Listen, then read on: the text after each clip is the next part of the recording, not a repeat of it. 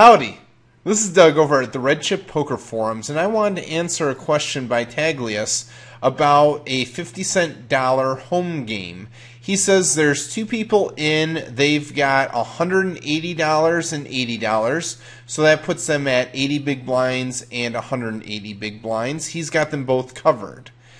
And it's five-handed, it's towards the end of the night. He's under the gun, which full ring would put him in the hijack. And he opens with ace-10 offsuit. This is pretty borderline to be opening, I think. Even in a short-handed game like this, I always think of short-handed games as full ring games where the first bunch of people have already folded. And I'm not sure that I open ace-10 here. But it's a home game, so what the hell. Alright, so he raises it to 3. And he gets called in two places from the small blind and the big blind. So he gets to play this in position. That's not bad. The flop is $12. And remember, there's about 80 and 180 effective. Someone donks into him here. And then the big blind raises a min raise. So at this point, we are 100% of the time behind. The only thing we've got going for us is that gutterball. And the math that I'm going to do at the tables is that we know there's going to be a bet on the turn. Almost positive. So we've got one call here. And if we make it, we're going to make it about, what?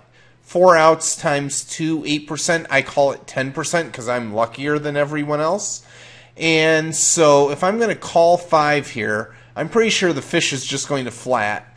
So I am going to lose this 90% of the time and only win 10% of the time. I need to make 9 times my call just to break even. So I look around and say, well, 9 times my call, that's $45. There's 12 in the pot. And 12 more or 10 more coming in from the two villains, so that's 24. And so can I get 30 more into the pot if I make this gutterball on the turn? I think the answer is yes. I think I can. Do I have other ways of winning this pot? Probably not. This is a home game. They're not folding. So my only question is, do I have the implied odds? I certainly don't have the direct odds, but I think I have the implied odds. So it's, it's kind of borderline if you can get that much in there, but they do have some pretty deep stacks, and if that queen does come, it will often give someone like 2 pair. Well, if it gives them 2 pair, then I've got a little bit less odds than I think I do. But you get the idea here. So I'm going to say if you're feeling lucky, call it, but realize you're usually going to miss on the turn and you're usually going to fold to the aggression there.